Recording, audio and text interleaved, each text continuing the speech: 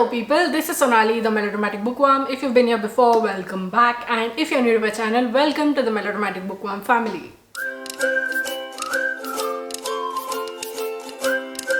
So as you will know from my little vlog, we'd been on a trip to India for the most part of July 2024, which is why a lot of vlogs had to be postponed, and you haven't been seeing a lot of me, be it on shorts, be it responding to your comments, or anywhere else for that matter. But we are back in Sydney now, and after a short spell of sickness, I'm here to share with you all the books that I got and bought from India, as well as the books that I bought and got here as well, in the spirit of continuity and all of that. And there are so many books here. I mean, my heart is bursting. My book buying ban flew right out the window because I don't think book buying ban rules apply to birthdays or home visits. But the fact that I was able to bring so many books over here, like there are 2 cartons and then another 2 stacks of books, it just astonishes me and makes me so happy and warms my heart. A quick note here is that some of these books were recommendations that I received on my Instagram stories. I put up a sticker on Instagram asking for book recommendations, and whatever the recommendations I got, I made sure to bring one book from each person's rec list. So since there are, I don't even know how many books are here, but all in all, including the ARCs and all, I think there are more than 50 books. So since there are so many books, let's dive right into my birthday book haul video, and let me share with you all the books that I brought back from India, as well as got a few here. I'm going to put these cartons here because it's easier to access, and that way I can put the books over here. Okay, before all of that, I just want to talk about a book that I received the most recently, and one book that just made my day. I burst into tears. There's video evidence of it, of me crying my eyes out. But that book is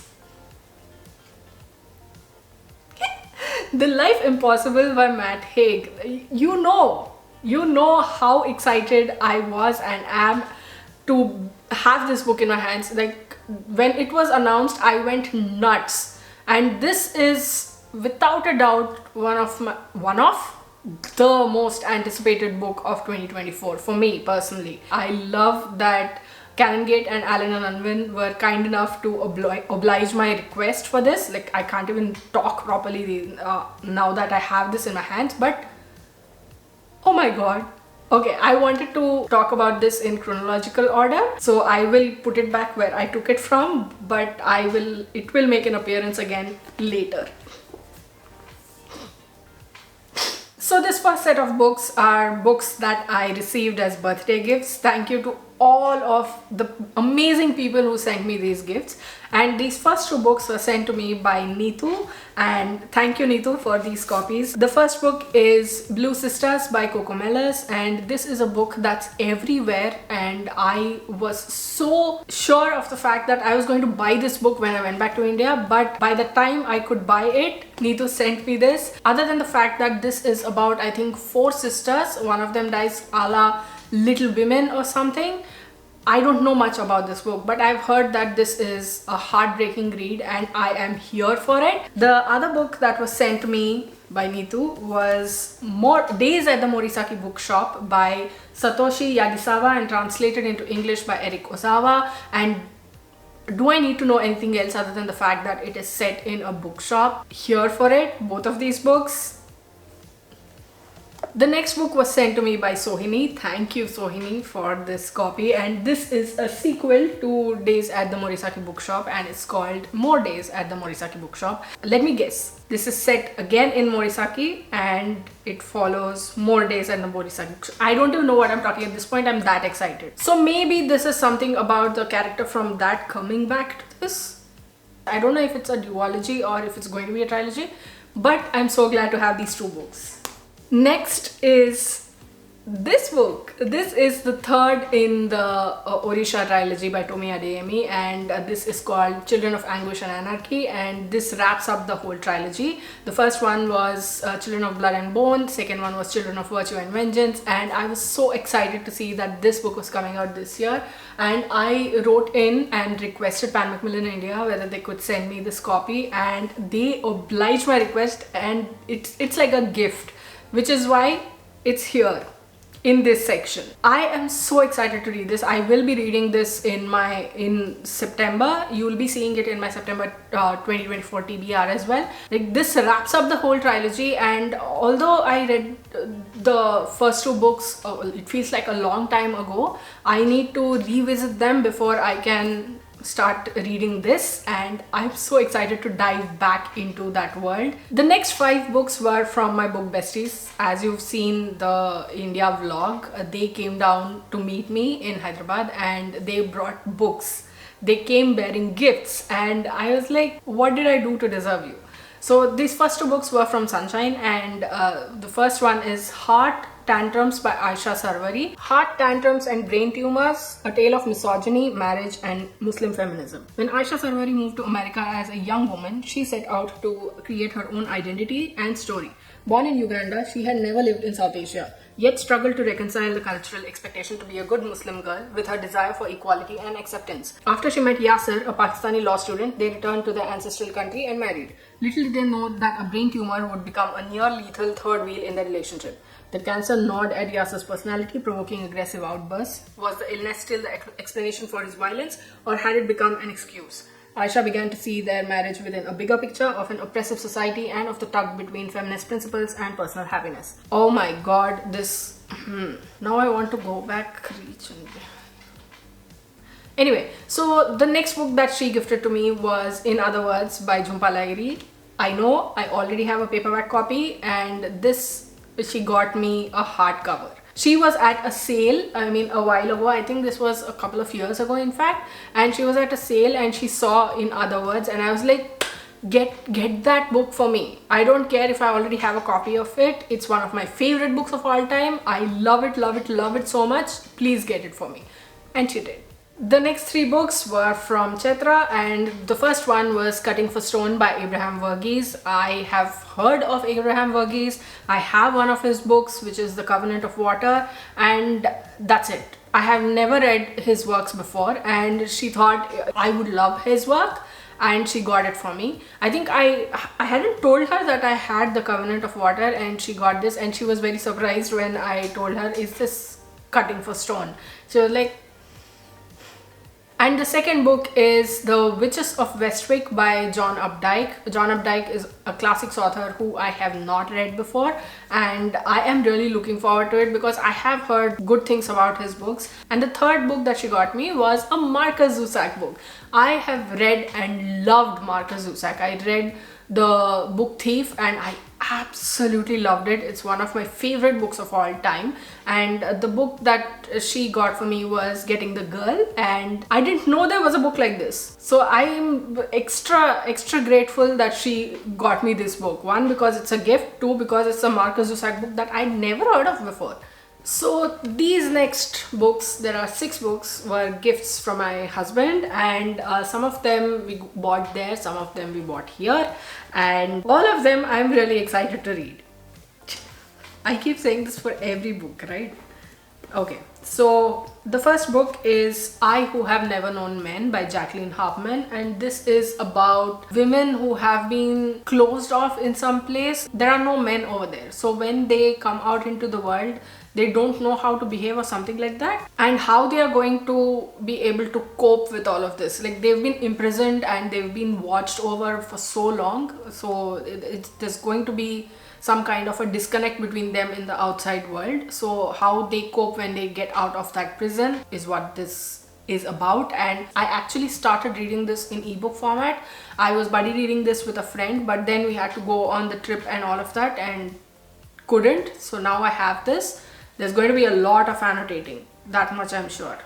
Next is Acts of God by Kanan Gill, and Kanan Gill is a famous comedian. You know him. He's amazing as he does his sets and all of that. And this is his writing debut, his fiction debut. I think this is science fiction, and there's some sort of detective science fiction mystery going on over here. Let me know if you'd like a review of this book on the channel. Next is Mouthful of Birds by Samantha Schweblin, and this is a book that was shortlisted for the Man Booker Prize. I don't know which year, but I've heard great things about this book, and we were getting this at half price at Crossword, and it was a steal deal in my opinion, and so went ahead and got it. I think I'll be reading this in September as part of Buzzwordathon. Next is Murder in the Family by Kara Hunter, and this follows a man who is murdered and he's found dead in the family home, in the garden of the family home. Nobody knows what happened, nobody has seen what happened, but years later this whole mystery is about to be solved on live camera. I don't think things are going to be what people thought they were, because that's the whole mystery of it. And I got this because I like the format of the writing. It is told in a screenplay format, and I'm really interested to see how the author has done whatever she has done. And I've heard great things about this book, saying that that is what makes this book so good. Next is The Ministry of Time by Kellyanne Bradley, and this is a book that was recommended to me over on Instagram. I had my eye on this for a long time, but when this came with such a passionate recommendation from Sonal saying that this book is just amazing and how the author has tied everything up is great, and I was like, say no more, I'm getting it. Futuristic fiction, is it? In the near future, a disaffected civil servant is offered a lucrative job in a mysterious new government ministry. Her role is to work as a bridge, living with, assisting and monitoring the expat known as 1847, Commander Graham Gore. As far as history is concerned, Commander Gore died on Sir John Franklin's doomed expedition to the Arctic, so he's a little disoriented to find himself alive and surrounded by outlandish concepts such as washing machine, Spotify, and the collapse of the British Empire.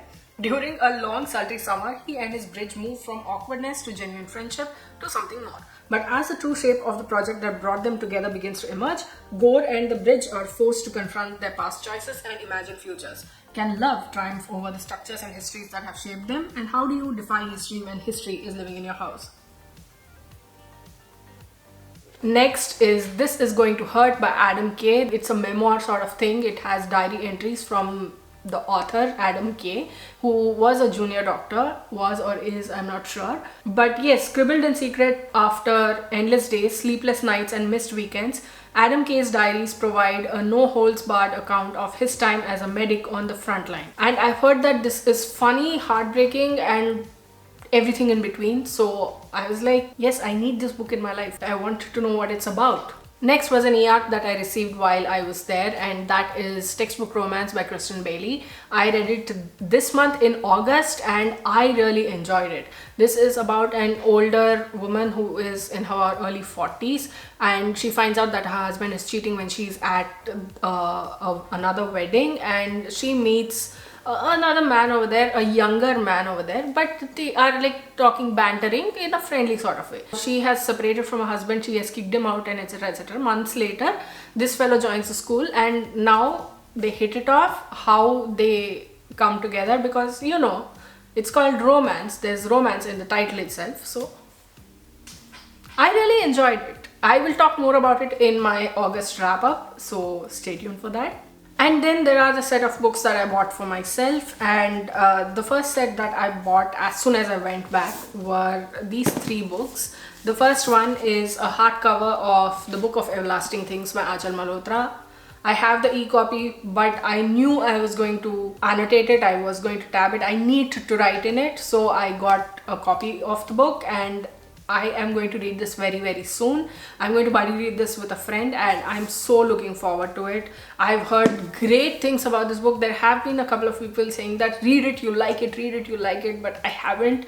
I was going back and forth because I didn't have a physical copy of it, but now that I have, no reason to delay. This is a historical fiction set around the partition, and I think there's a love story in there, and it follows generations of people and how displacement and all the trauma brought about by something as huge and as intense as the partition. Next was Like Being Alive Twice by Dharani Bhaskar. I loved These Are Bodies Possessed by Light when I read it in 2020, and Dharani Bhaskar became an autobi author for me. So as soon as I went back to India, I got a copy of this, and I'll be reading this very, very soon. This is about Poppy, Priyamvada, a Hindu, and Tariq, a Muslim, and they are in love, and how they contend with the whole political blowback. At least that's what I remember from the blurb, and I'm really looking forward to this one again.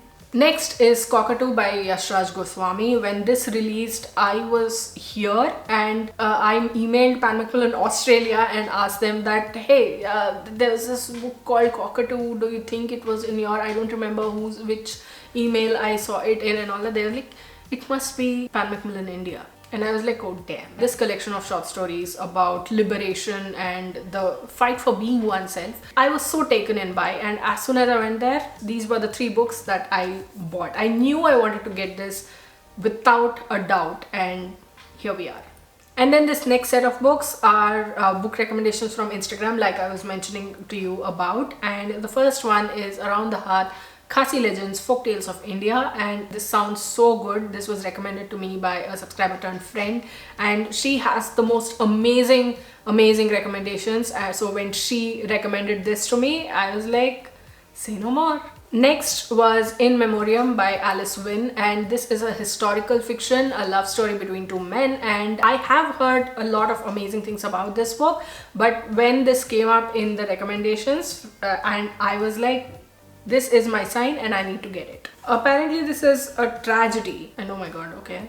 In 1914, war feels far away to Henry Gaunt and Sidney Elwood. They are too young to enlist, and anyway, Gaunt is fighting his own private battle.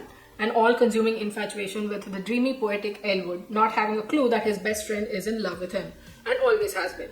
When Gaunt's mother asks him to enlist in the British Army to protect the family from anti-German attacks, he signs up immediately, relieved to escape his overwhelming feelings. But Elwood and their classmates soon follow him into the horrors of the trenches. Though Elwood and Gaunt find fleeting moments of solace in one another, their friends are dying in front of them, and in any moment, they could be next. No! Next is Shudro's Clan by Ifat Nawaz, and this was recommended to me by Jenan from Jenan's Diary, and this is the story set in Bangladesh, and it follows a family who is joined for dinner by their ancestors as well, and who were martyred, who took their own lives during the partition or something like that. And there's a lot going on in the blurb for this book, and I was like, oh my god, that's going to be hard hitting. Next is Evil Eye by Eta Frum. I read A Woman Is No Man earlier this year, and I fell in love with Eta Frum's writing. I also read Mother Country. This was on my list next. This follows a Palestinian American woman and how her life sort of implodes after she reacts to her colleague being racist towards her, and it's something for which I need to, I think, calm myself down, because it's so infuriating, because racism just doesn't seem to end. Look at what the world is outside. This was like a no-brainer. Next is Pineapple Street by Jenny Jackson, and this was recommended very wholeheartedly by Kritika from Ask the Book Bug. And if Kritika recommends a book, especially that wholeheartedly, then I'm definitely getting it, no questions asked. This follows 3 women in an old Brooklyn Heights clan, one who was born with money, one who married into it, and one who wants to give it all away. I don't have anything else to say, because that excitement is enough. This next set of books are books that I brought from my shelves in India or my existing TBR, and those that I've already read but I really wanted to get copies of. The first book is The Midnight Library by Matt Haig. No questions. We are not taking any questions at this point of time. Thank you for understanding. So the next book is a physical copy of We Are the Quarry, Fate is a Hunter by Prasad and Shubhada Godbole. I love this book so much. I wanted a physical copy of it. I wanted a signed physical copy of it. The authors very kindly sent a copy of it for me. They sent a signed copy, and yes, I really love this book to no end, and there was no question, no doubt that I was going to bring it here. Next is International Booker winner both the books, Ret Samadhi and Tomb of Sand. Ret Samadhi is by Geetanjali Shri and Tomb of Sand is by Geetanjali Shri and translated in from the Hindi into the English by Daisy Rockwell. And these are two books that were gifted to me by someone who is very close to my heart, and I had to bring them here, and I really wanted to read them in the second half of 2024. In northern India, an 80-year-old woman slips into a deep depression after the death of her husband and then resurfaces to gain a new lease on life.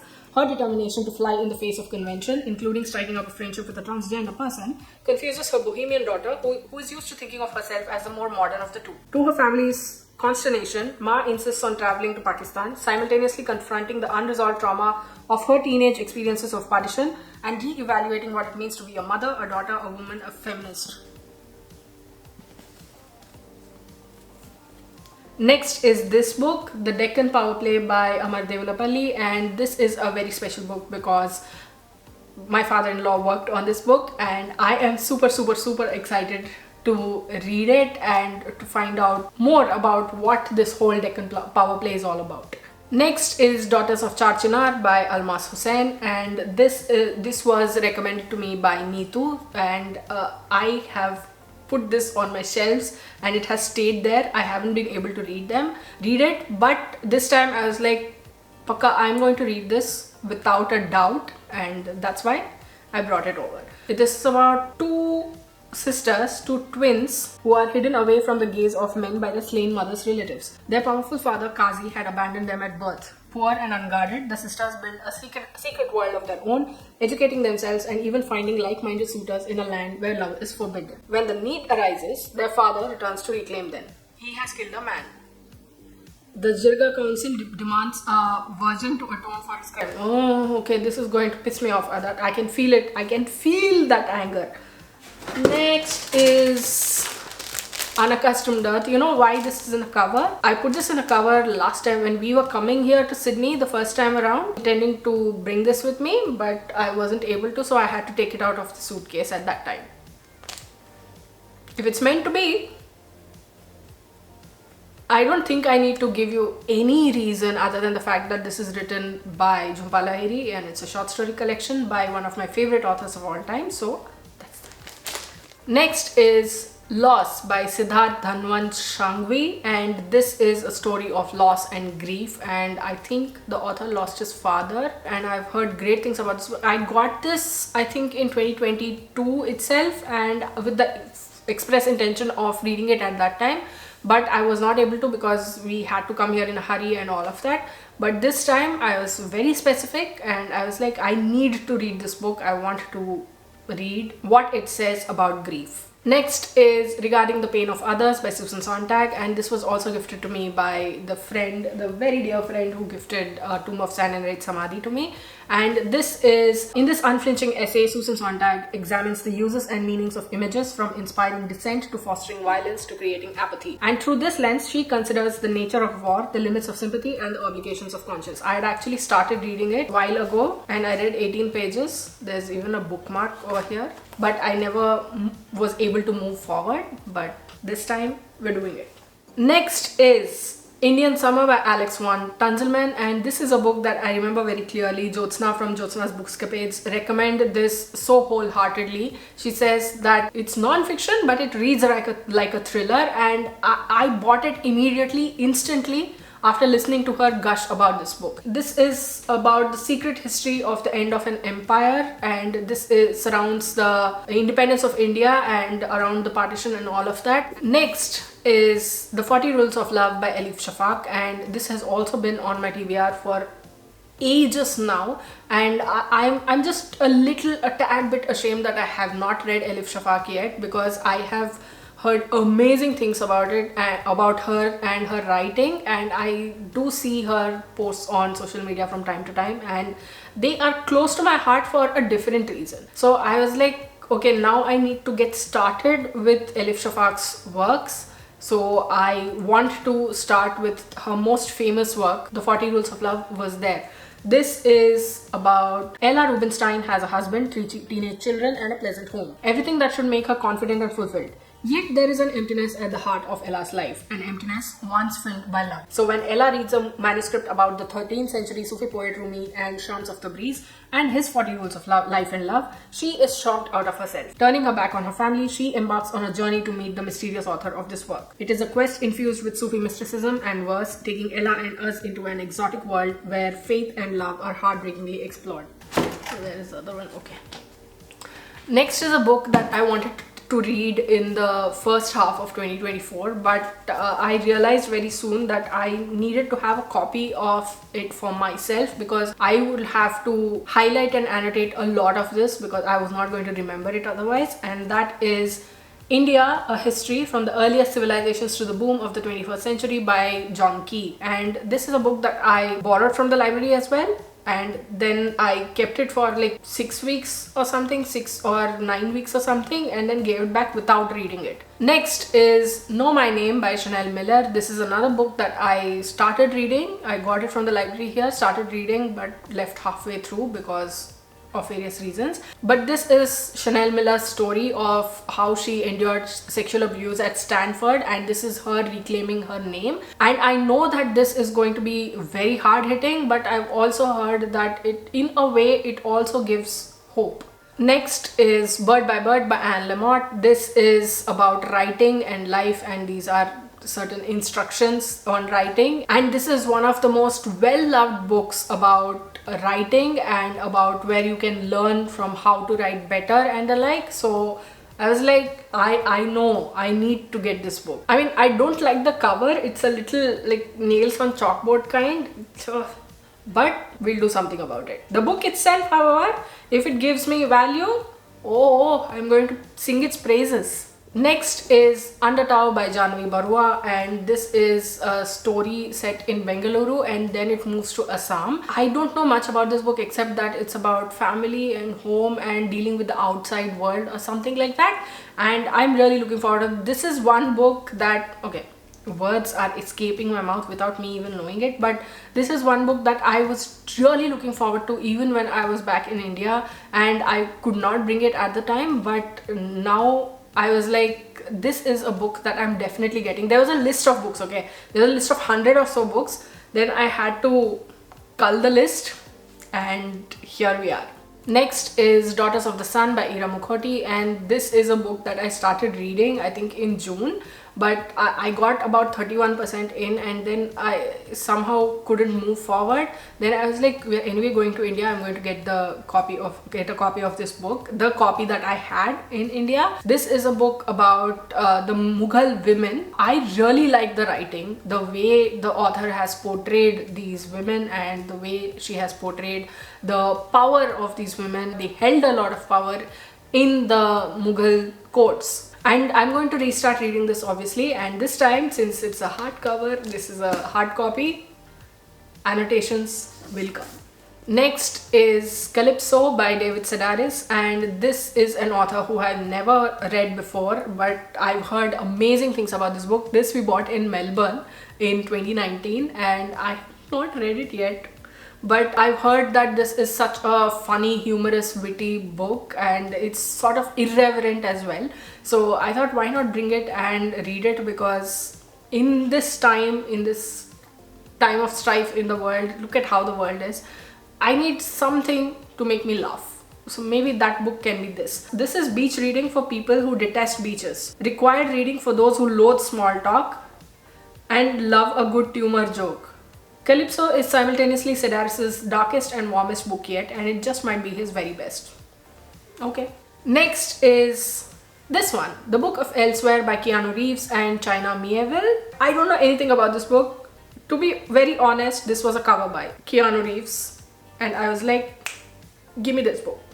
Let me read out the blurb for you. She said, we needed a tool, so I asked the gods. There have always been whispers, legends, the warriors who cannot be killed, who've seen 1,000 civilizations rise and fall. He has had many names: Minute, Child of Lightning, Death himself. These days, he is known simply as B, and he wants to be able to die. In the present day, a US Black Ops group has promised him they can help with that, and all he needs to do is help them in return. But when an all-too-mortal soldier comes back to life, the impossible event ultimately points towards an even more mysterious force than B himself. One at least as strong, and one with a plan all its own. In a collaboration that combines Mieville's singular style and creativity with Reeves' haunting and soul-stirring narrative, these two inimitable artists have created something utterly unique, sure to delight existing fans and to create scores of new ones. I mean, is there a person who is not a fan of Keanu Reeves?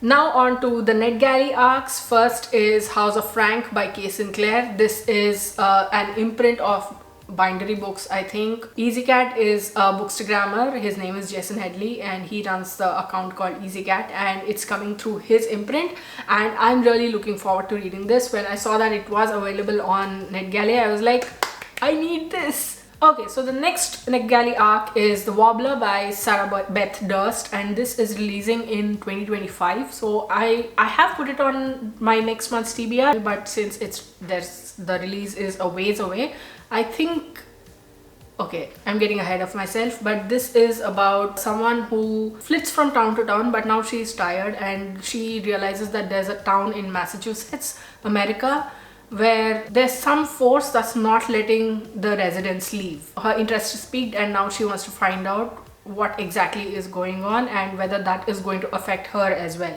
Okay, anyway, next is She Followed the Moon Back to Herself by Amanda Lovelace. This is a poetry collection and I've read Amanda Lovelace's poetry before and I absolutely loved them. When I saw that this was available on Netgalley, I was like, I don't need to know anything else. I need this book in my life. Next was a Kindle ebook that I bought. That was The Sunshine Court, the fourth in the All for the Game series by Nora Sakavic.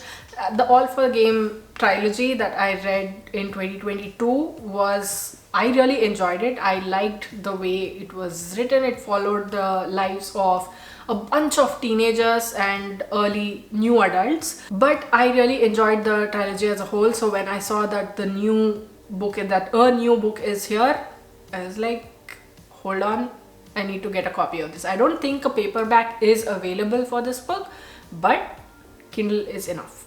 This next set of books are review copies that I received from the authors themselves, and the first of which is The Forest Bonds by Vardhini Amin. This is the story of a forest in which at night living plant souls come alive. That sounded so good. That cover itself is so good as well. So I was like, okay, I'm not sure when I'll be able to read this, but send it to me. Now I have the copy and I'm super excited to start reading it as soon as possible. Then is Writer's Guild by Akhila Krishna, and this is a poetry collection, and this is also something that I'm looking forward to read. There are two poetry collections in this haul. Wow. But this is also something that intrigued me to know, and that title, that cover, all of it, and I was like, whatever it is, I need this in my life. Next one is Warlord of Ayodhya Resurrection by Shatrujit Nath, and this is a book that I received from the author. He very kindly sent it over to me in December 2023, but I had issues with Kindle and it just wouldn't show up over there. It wouldn't show up in my library, and I tried and tried for a few days, and then I was like, okay, I'll give some gap and then I'll come back and check it, and then things happened and it flew right out of my mind. So when I was doing this whole process for The Forest Bonds, it came back to me and I was like, there was this gifted copy that I had of the second book in the Warlord of Ayodhya series. Where did that go? Why have I not read it before? Why have I not read it yet? Because I was so excited to read it after the first book. Rebellion was so good. It was one of my favorites of 2022. And I went and checked and it was there, sitting right there. It's just staring back at me. And I was like, the next book is this one that the author sent to me here in Australia, and that book is Kavitri by Aman J. Bedi. And look at this cover, it's so fierce, and I was like, this sounds too good to pass up. Kavi is a Temu. Her people, once feared berserkers and the spearhead of a continent-spanning invasion, are now the dregs of Ryan society. Their spirits crushed, their swords broken, their history erased. But Kavi has a dream and a plan. She will do whatever it takes to earn a place at the secretive Mage Academy, face the jinn within its walls, and gain the power to rise above her station and drag her people out of the darkness. Except power and knowledge come at a cost, and the world no longer needs a tamer who can fight. So they will break her, beat her down to her knees, and make her bleed. But if blood is what they want, Kavi will give them blood. She will give them violence. She will show them a berserker's fury. She will make them remember her name. I'm here for it. Okay, next. Okay. Next, the last 3 books are publisher sent review copies, and you've seen me gush about this at the beginning of this video, but the first book that I want to talk about, or maybe scream about, or just squeal at supersonic sound levels, is The Life Impossible by Matt Haig, my most anticipated book of 2024. Matt Haig is like top 2 authors for me, and this is a book that when I got, it still makes me emotional. Every time I lay eyes on this book, I'm like, my emotions are going to get the better of me, so I'm going to read the blurb for you. When retired maths teacher Grace is left a run-down house on a Mediterranean island by a long-lost friend, curiosity gets the better of her. She arrives in Ibiza with a one-way ticket, no guidebook and no plan. Among the rugged hills and golden beaches of the Balearics, Grace searches for answers about her friend's life and how it ended. What she uncovers is stranger than she could have dreamed, but to dive into this impossible truth, Grace must first come to terms with her past. By the way, you'll be seeing a vlog for this very, very soon. Thank you to Canongate and Alan and Anwin for the gifted copy. It means the world to me. Next is a book sent to me by HarperCollins Australia. Thank you HarperCollins for the copy, and that is Cherrywood by Jock Serong. And this is a historical fiction set in 2 timelines. Both historical fiction. This is set in Edinburgh, 1916. A rich Scottish industrialist, Thomas Renfeather, embarks on a scheme to build a paddy steamer out of dubiously sourced European cherrywood on the other side of the world, in booming Melbourne, Australia. Little goes according to plan. Melbourne, 1993. Martha is a clever, frustrated lawyer. One night she stops at a strange pub in Fitzroy, the Cherrywood, for a bottle of wine. The mysterious building and its inhabitants make an indelible impression, and slowly she begins to decipher a very different world. And last but not the least, a book that I received today, and I am so excited to have this in my hand. And that is the 5th in the Before the Coffee Gets Cold series, which is Before We Forget Kindness by Toshikazu Kawaguchi, and translated into English by Jeffrey Trusselot. And this again has revolves around 4 people. It has 4 stories, and it is, I think, set in Funicula as well. We follow their lives, how they go back in time while following the strict rules of the cafe of time travel. And I am so excited to read this. Pan Macmillan Australia sent it to me, so thank you Pan Mac for this gifted copy. So those were all the books that I got or bought or brought from India as well as over here. That's a lot. There are 52 books, 53 books, and I'm like, what did I just do to my TBR? But I'm also like, yay, books. But let me show them to you in a close-up.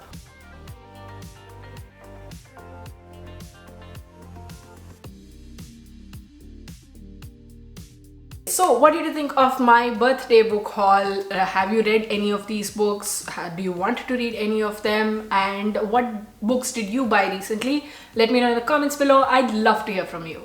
If you like this video, please like it and share it to spread the word. And if you like my content and would like to see more from me, don't forget to hit subscribe and click on the bell icon beside the subscribe button to get notified as and when I post new videos. Thanks for watching. I'll see you in the next video. Until next time, keep reading, keep watching, and add melodrama to your life.